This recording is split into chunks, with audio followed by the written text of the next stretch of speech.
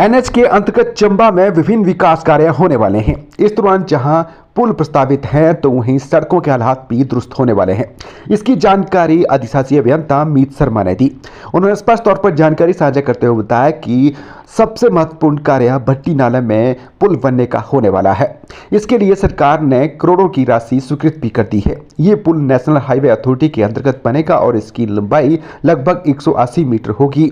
उन्होंने बताया कि चंबा में और भी बहुत सारे कार्य एनएच के अंतर्गत होने वाले हैं।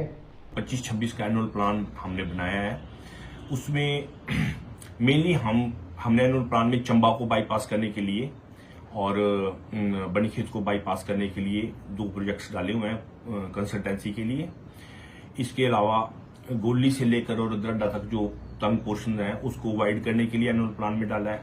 वैसे एनुअल प्लान में 17 वर्क्स किए हैं, लेकिन मैं आपको जो मेजर वर्क्स हैं उनको हाईलाइट कर रहा हूँ। जी सर। तो 3 तो ये हो गए, एक बनीखेत की बाईपास करने के लिए, एक चंबा को बाईपास करने के लिए और एक 8 किलोमीटर की वाइडनिंग जो बनीखेत से गोली से लेकर और दरड्डा के बीच में होगी। जी सर।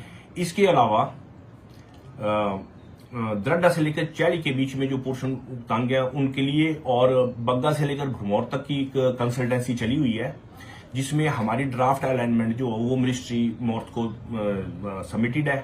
जैसे वहां से उसकी फाइनलाइजेशन होती है उसका प्रोसेस भी आगे शुरू हो जाएगा। वो 1600 करोड़ की डीपीआर ऑलमोस्ट सबमिटेड है।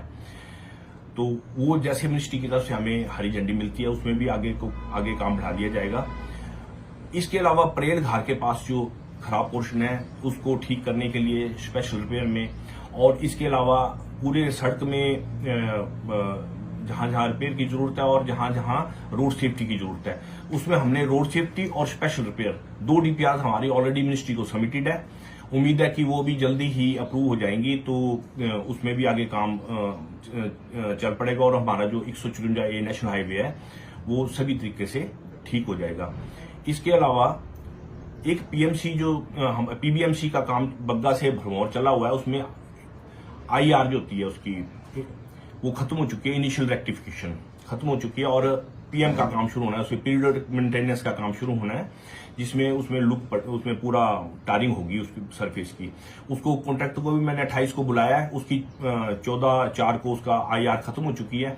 28 को मैंने कॉन्ट्रैक्ट मैनेजमेंट मीटिंग के लिए बुलाया है, तो ये प्रयास करेंगे कि वो जल्दी से जल्दी 5-7 दिन में उसकी टारिंग का काम भी शुरू करे।